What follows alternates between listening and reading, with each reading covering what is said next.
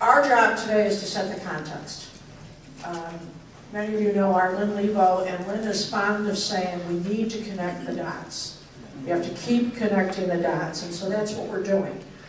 For those of us who have been here, it's a refresher. For those of us who might be getting a little bit older, who need the refresher because we keep forgetting things, and for the new people.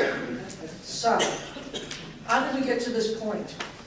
In 2011, us, the Leadership Assembly, issued a statement to the Leadership Council that set the tone and direction for the next several years. We use words, as you can read them up there, such as urgency, courageous and challenging conversations, prophetic and bold actions to call us to our reality.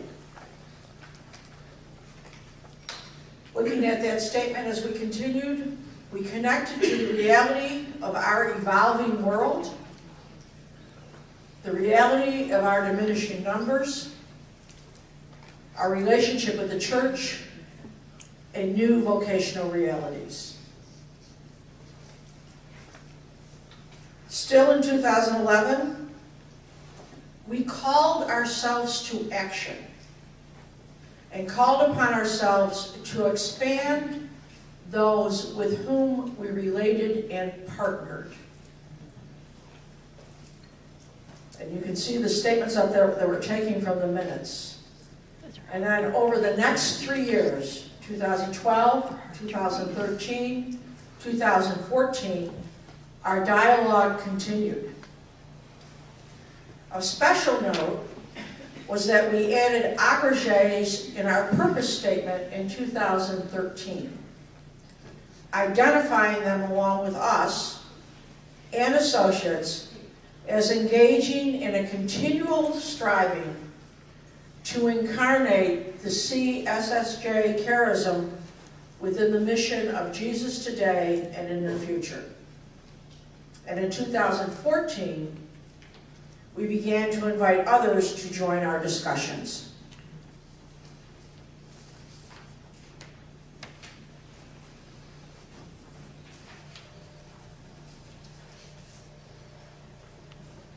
In 2015, we decided that we needed to expand the voices we were hearing.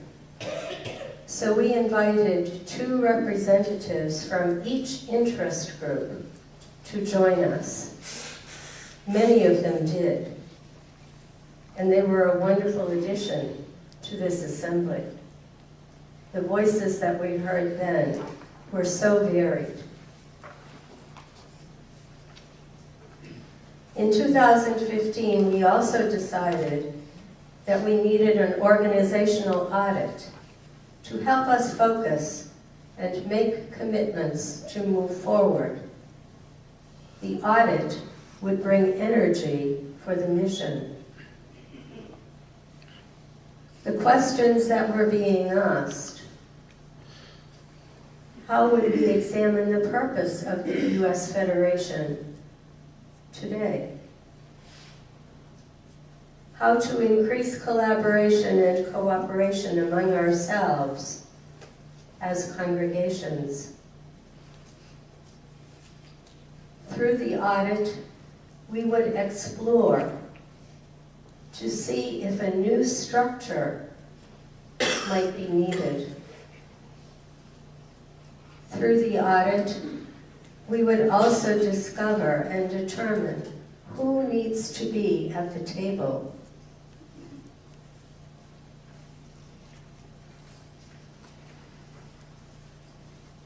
In 2016, the Leadership Council pursued the organizational audit.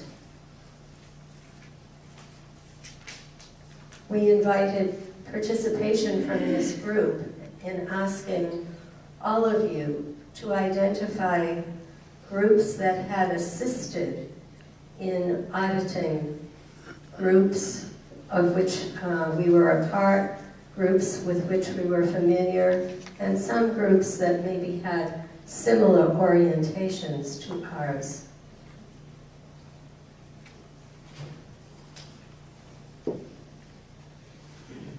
The Reid group was hired and immediately set about meeting with focus groups and conducting a broad-ranging survey. The Reid group met with us at the 2016 Leadership Assembly, presenting their findings. I'm just going to go back a little bit to say that one of the things that impressed us about the Reid group in our interview was that they spoke of being 10 times bolder. They also spoke about being prophetic, and those were the two qualities that kind of captured our sense of what we were about and identified them as the group to work with us. Last year, it was obvious that some in the group here felt a strong need to answer some basic questions about purpose before moving into decisions about membership and structure. So, we asked for volunteers from this group to set up the groups that we needed moving forward. Almost all of the congregations were represented on these different groups, which gave us a great deal of diversity and voice and input.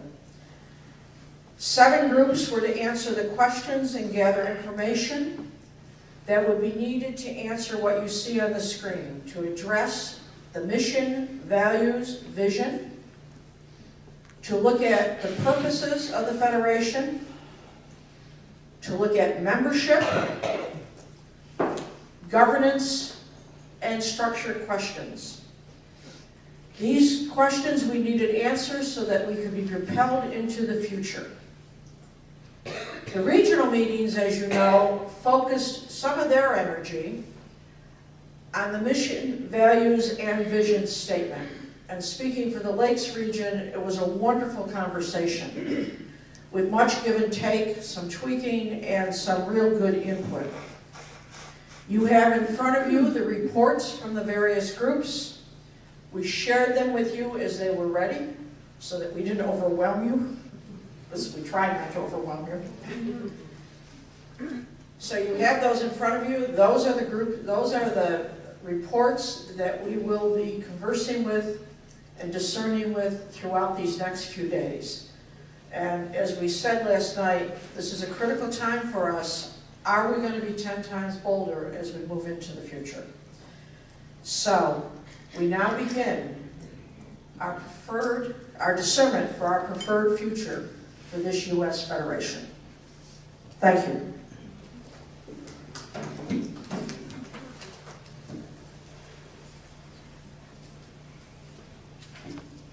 So I'm going to invite you to come to these chairs at least for now. Sean Peters, who will be speaking about the synthesis report. Karen Dietz, who will be speaking about the structures report. And Maureen Ardlin, who will be speaking about the finance report.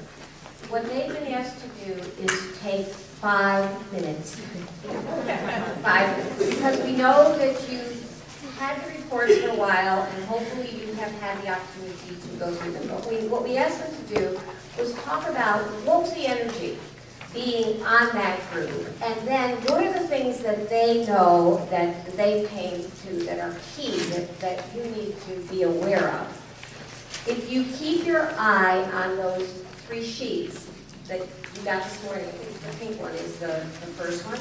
It talks about those first 3 dimensions and what you are eventually going to be asked to do some decision making around. So, Sean, Karen, and Maureen, if you come up here and then you'll have your turns, and then what will happen is we'll get the other groups up. You might just, great. Thanks. It's a delight to be with you. If you know Eileen Betancourt, Linda Buck, Mary Parks, or Monica Weiss, hug them, congratulate them, write to them. They were amazing, just simply amazing. They took this task with great enthusiasm, You can imagine the amount of data that they had to deal with.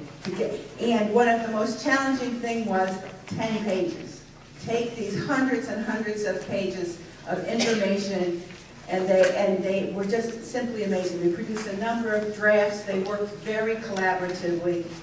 John and Maureen provided lots and lots of information, and my whole job was cheerleader. Cinching, just a cinch. And here's what we heard. Overall, we heard a sense of urgency, a call to do something now. Participants want to reimagine the charism in today's world and respond to the signs of the times, and includes empowering our partners, aggregates, associates, and colleagues who share our charism. Participants named a hunger for formation from among these groups. And when I talk about participants, I'm talking about all of you, the people who sent us all of this data. And all the other people, many, many other people who sent us data. We heard a desire to address our national and international reality and to gather around important justice issues with a collective voice and vision. Sisters said, we have a corporate voice. How do we actualize it? It's tremendous power. Again and again, we heard the desire to be more inclusive, to have a broader range of members, which embraces all the sisters in every congregation, as well as our associates, aggregates, and partners in ministry. A theme that just came through the data again and again. Participants in this study, want to be more engaged in the Federation through opportunities such as gatherings, webinars, and teleconferences, and other electronic and face-to-face means. Those giving input want to connect, to be heard, to be involved, and to receive feedback around these initiatives. This inclusion extends to the leadership of the Federation with a desire to shift from the exclusive voice of elected leadership by bringing other vowed members and perhaps partners to the leadership table, thereby benefiting from various voices on issues critical to our future. We heard the need for different forms of communication and outreach to all members. Participants believe that our Federation communication should not solely depend on elected leadership disseminating the information. Those participating in the study recognize the importance of attending to our demographics so that with these data in mind, we can develop appropriate structures for the future when fewer sisters will be available to serve in elected and ministerial leadership, as well as fewer sisters to carry out the tasks of the Federation. The Federation could provide a means to address this diminishment and foster new thinking about leadership, relationship, and ministry. At the same time, we saw the desire for life as witnessed by those under 65 and heard a need to empower younger, newer members to proactively live out the mission and charism. Throughout the data set, participants said that relationships are key. Does that sound like the Sisters of St. Joseph? The ministry of being and presence is equally important to the ministry of doing. Sisters want to create a network of relationships across congregational lines, sharing the state of the heart, meeting in contemplative practice and prayer, and connecting U.S. sisters to the worldwide family of Joseph. Other topics in the data include how to help our sisters navigate relationships with the institutional church and our desire to care for earth and to promote stewardship and resources. The data suggests that some of the functions of the Federation should include more direct and dynamic communication, concern for financial viability, the use of technology and programming, and the support of grassroots initiatives. So those are themes that you've heard in terms of functions and purpose. And the report also includes the mission, vision, and values, and some generative questions and suggestions that the committee would really encourage you to look at as you go through these days. And they believe that they would be beneficial to this conversation. So we really encourage you, they're at the end of the report, we really encourage you to look at those. So it was a terrific committee, and if you ever want to get a group of people who do things effectively, efficiently, are terribly collaborative, get this group. Thank you, Sean. Great overview. Karen will be speaking about the structures group. And I have to say that equally, our group was high energy and very committed to the task. There were three of us, Kit Gray from Orange, myself and Carol Allen from Springfield. And then John and Maureen said, well, we'll be staffed and if you need us. Well, I don't think John or Maureen missed a call. There might have been a little technology blip once. And we worked between June 14th and our report was due August 15th. So it was pretty intense, the work that happened. And the energy, it was great. Kit was on retreat one of the weeks, and she did miss a call, and she was trying her hardest to figure out how to get in on the call, even on retreat. We finally said, just go and pray for us and let it go. So that's what she did. Carol Allen was the primary writer for much of the structure piece. You know Carol. She has not been terribly engaged with the Federation for the last, 10, 15, 20 years. But, so she came at it with new and fresh eyes and energy, and she was just on fire. And Patty kept us going.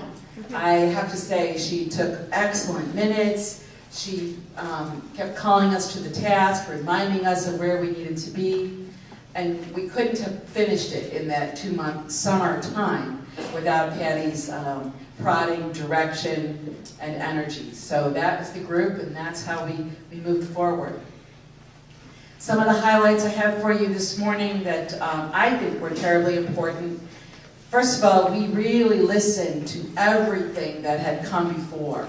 So all of the reports, including the synthesis work. We made intentional connections between all those work groups. That's evident, especially in the draft purpose statements.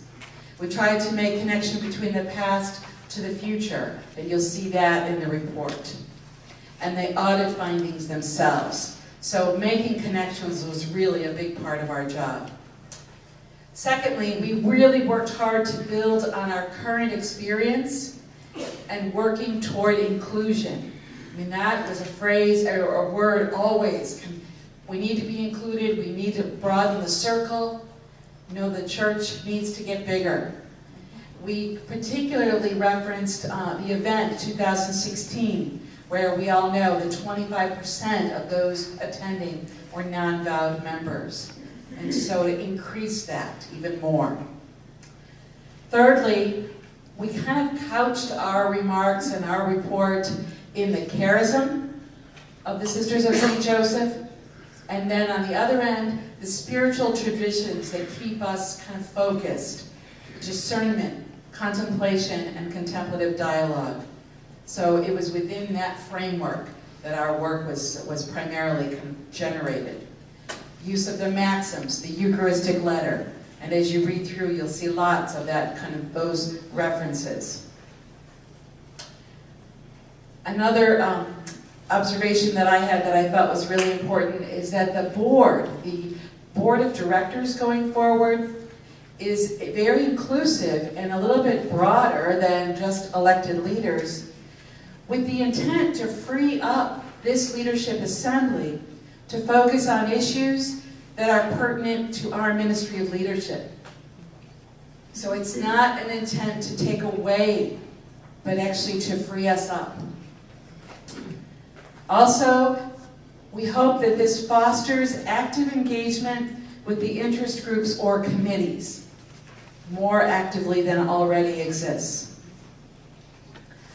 We really strive to maintain and build and encourage our relationships beyond our borders, so that international focus was really critical for us. And then the last observation or highlight I have this morning is the 2 staffing models that are there are broad and big enough to do the work. And we hope that they are attentive to the burgeoning use of and our reliance on technology.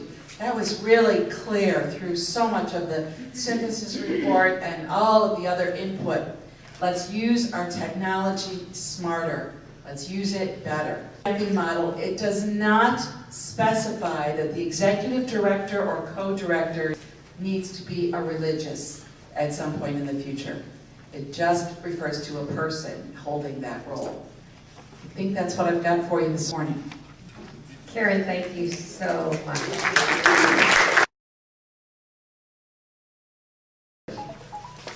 So when you ask about the experience of being on the committee, remember these are financial takes. So I would say that there was certainly a great commitment and a great focus on what is going to assist us as we move forward. And you know the members of the group, and I would have to say they brought pretty impressive skills and experience to the task. It was a great learning experience for me.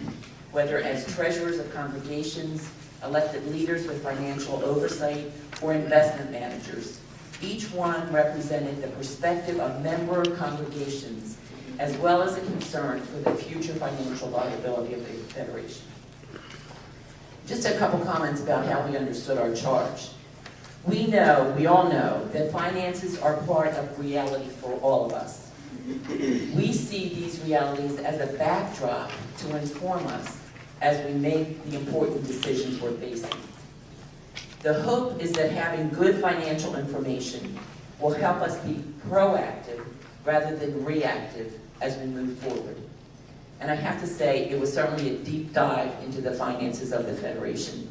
Patty provided us with volumes of information. Many drafts, many papers, going back to some of the history as well as using trends to look forward with projections. So we have two very concrete recommendations. And the first one is regarding our investments. As most of you know, I'm sure, our investments are currently with Christian Brothers. And we recommended a rebalancing of the portfolio with some specific asset allocation shifts. This is in light of the current market and the fact that we haven't made any recent changes. And the second area we addressed with specifics is the need to ensure just wages for the staff of the Federation as we move forward. And we would really like to consider that we look at a total compensation package, not just a salary, but really including those benefits, health coverage, retirement, that we would expect for any of our own employees. We need to ensure the same thing for the Federation moving forward. As we studied the income and expense reporting for the past several years and tried to look ahead, we really raised several questions that we believe are important for us. The first one was, we have some standing commitments that we have made in the past for financial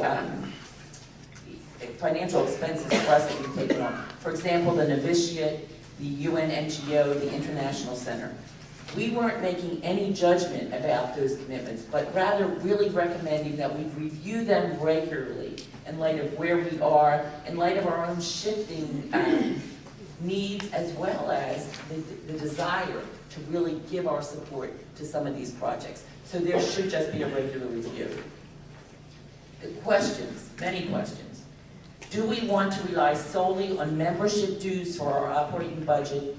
And what are the implications of this for the Federation and for member congregations? What is our attitude or our expectation around investments? Do we use the income from our investments for operating and preserve the principal? Or for what reasons would we choose to begin spending the principal?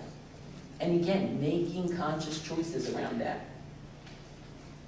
Is it time to look to grants for funding some of the projects that are important for us?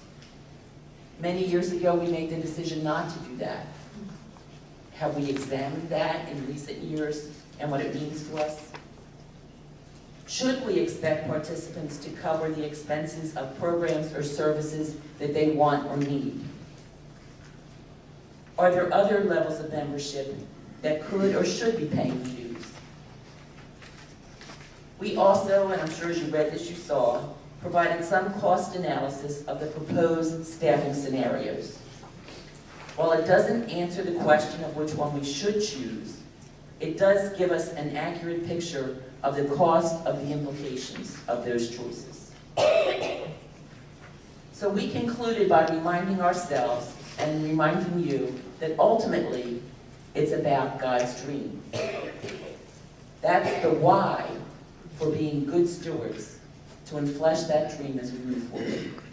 Thank you. Any of you who know John know how shy he was and he didn't want to come up here. But you'll be hearing a lot from him as the days go on. Let me just first start by saying that we are so grateful that we have had and continue to have the opportunity to work with you on this wonderful, wonderful journey. We've learned a lot. We've been totally inspired. And what I'd just like to do is to look at it at a big picture right now. And you all are aware, and we've certainly become aware because of the wonderful work Beth Johnson has done in terms of the universe story and how the universe itself is still evolving, and it's very much in an anticipatory stage. And we have seen that same spirit that created the universe and continues to have the universe evolve is the spirit that's right here with all of you. And as we look at that, we said that's such a broad concept. What particular aspects of the spirit have we experienced with you? We came up with 3 of them. The first one is the spirit of connectedness or interconnectedness. The second is that positive spirit of energy moving forward. And the third one is the spirit of creativity. So our experience of working with you, and I'm not going to go through any of the very specifics because that's what we're going to be working with the rest of the day. But I think what's giving us the power and the energy is the evolutionary creative spirit that's with us. So let's just look for a minute at the connectedness. We see this, and somewhat as outsiders. Some days I feel like I'm a sister of St. Joseph, and other days I feel like I am looking at it at the 100-foot level and looking down. So it's kind of that combination. It's your charism of reaching out to all without distinction, where I really, and John, both of us really can identify. So we were with you in Orlando, we were with you at the Leadership Council, we've been with you at various regional meetings and worked with all the groups, the Synthesis Committee, the Vitality Report, the Structures Committee, the Mission Committee, and various combinations. And that's, so what I'm saying is a reflection of what we see is bubbling up within you. It's not something from the outside. So we see this real desire for connectedness and interconnectedness. And we see that both as from the kind of cosmic spirit of potential, it's both a deepening of relationships and an expanding of relationships.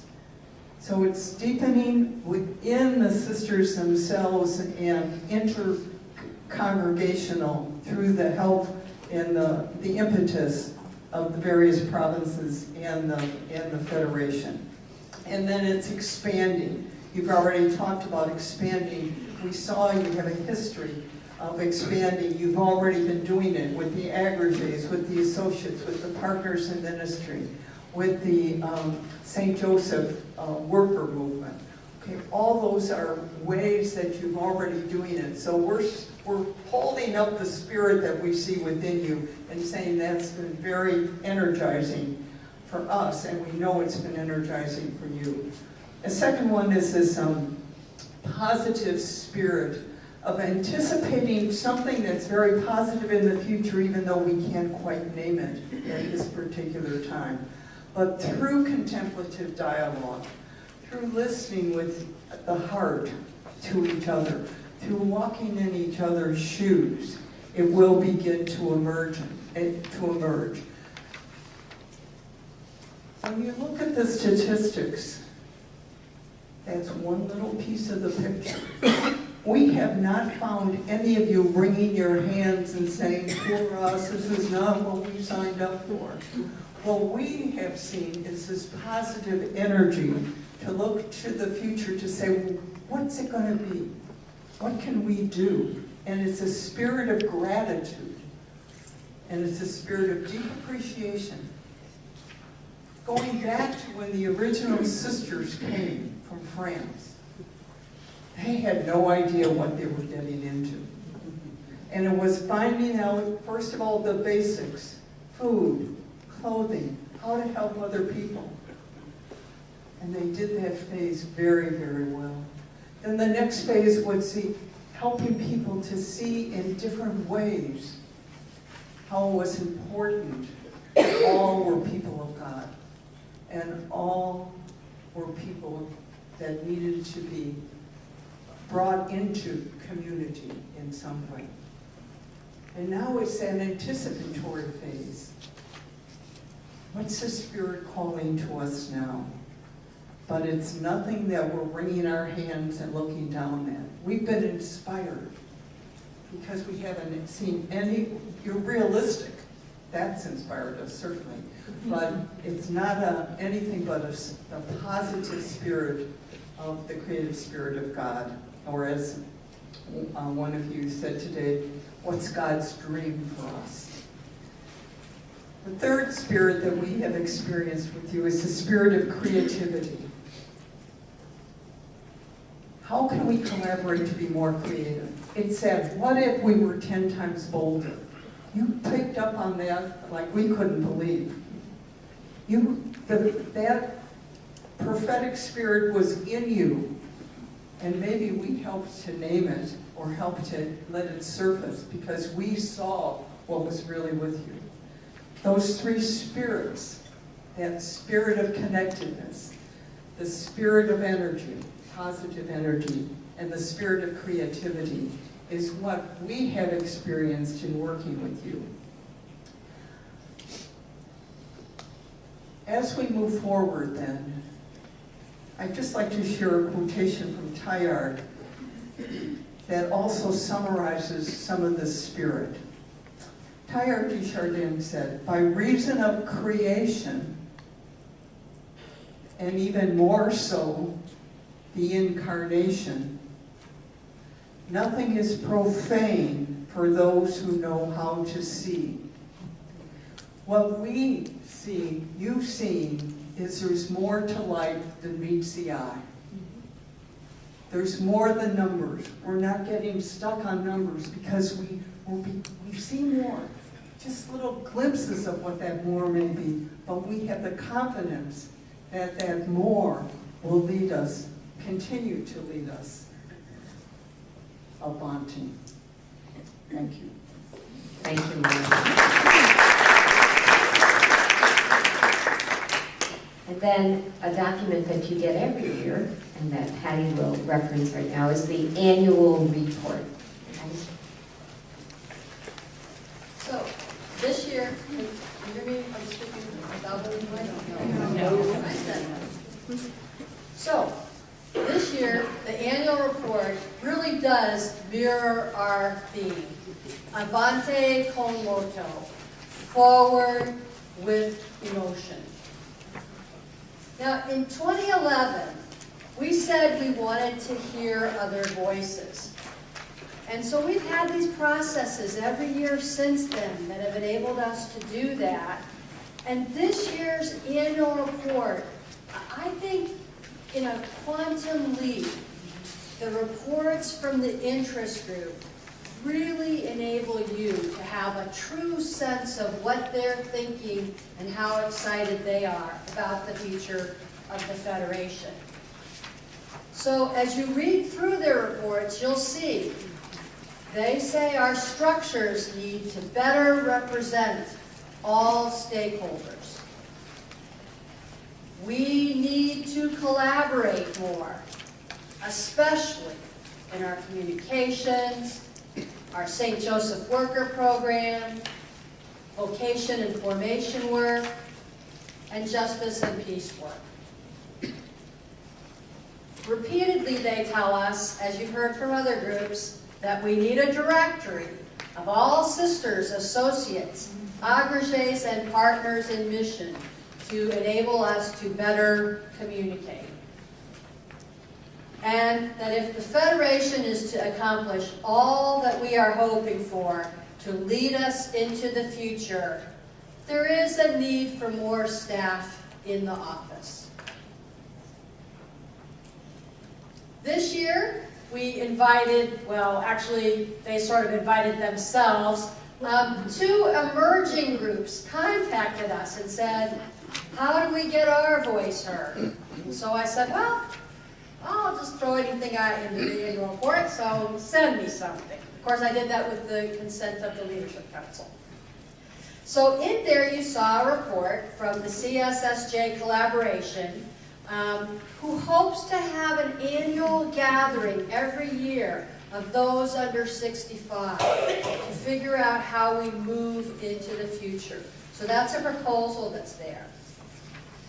The other group who's taken our opportunity every year to try and inform you what they're up to is the Spirits on Fire program. And they are urging us to, in a formal way, take formation of our lay partners in mission as a serious part of our mission.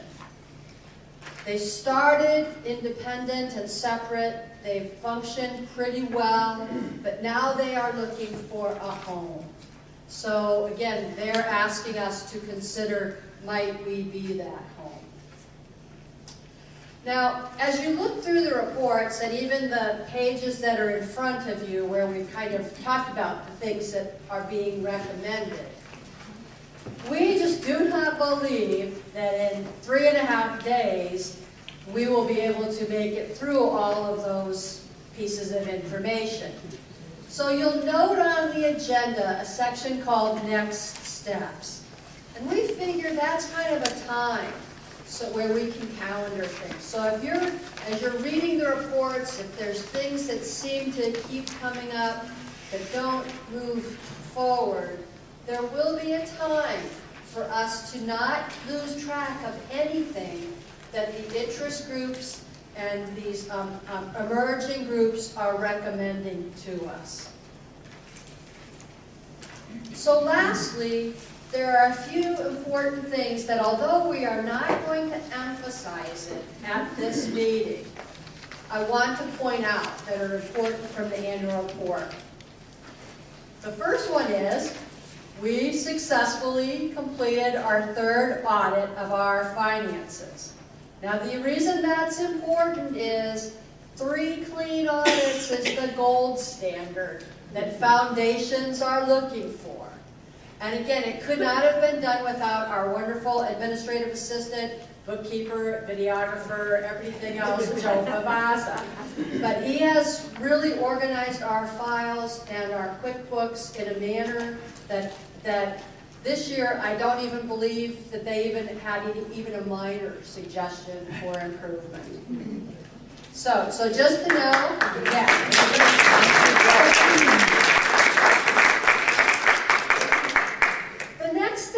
Because I have now really 7 years of perspective. I've only been in this job 6 years, but I've been to 7 years worth of our international meetings.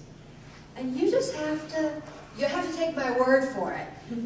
Things have happened at the international level that 7 years ago I would not have thought was possible. So when you look at the International Center report, I just want to say, it now truly is what its mission says. It is the place where the International Family of St. Joseph comes together to further the work of the charism. Of special note is we think that more of you need to know that. So over the next couple of years, we're going to have a special retreat discussion program for elected leaders, so that you can have this experience of meeting with some of our leaders from other parts of the world. Because it is a happening place.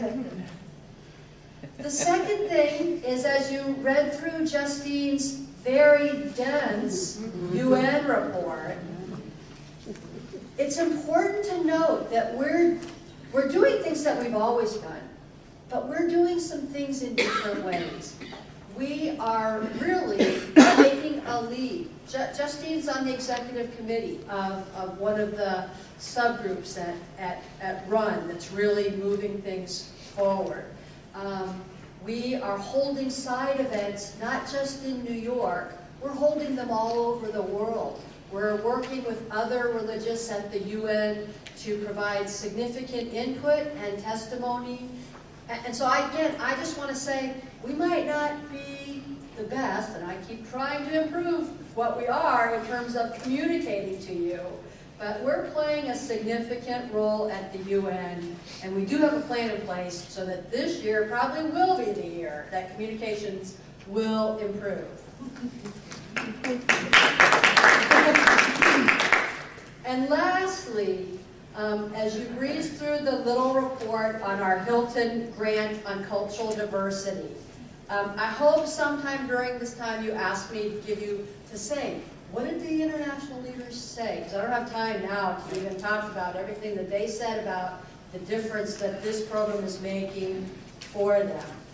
But I want to say we had 3 goals on multiculturalism for this grant. And the problem is, we actually exceeded all those goals, and we started recognizing something different was happening. So again, I urge you, we are going to have 7 trained people in the U.S. And what they are finding is that this program that can be done in 1 day, 3 day, 5 day, 6 day levels of workshops, it's not only helping people have empathy for others who have a different culture or life experience from them, it's actually creating something that it's intercultural. So it's really, what's happening is that people are transcending their cultural differences and finding universal connectors that we never predicted we could do in a 3-day workshop. Our evaluators, because Hilton, when they gave us all this money, they were like, we want you to study what you're doing here. Our evaluators began to say to me about 6 months ago, this is breaking ground in the emerging theories about interculturality. So we are actually writing a professional paper that will be published. We, as a family of St. Joseph, are contributing to the knowledge base about intercultural coming together. So I cannot emphasize, and again, talk to Jean Marie at breaks. This is making a huge difference, and so we really urge you to think about scheduling it through our office to come to your area. So that's a brief overview of the things that are in the annual report, and again, we will have many opportunities to talk about that further as the days go forward. Thank you, Peggy.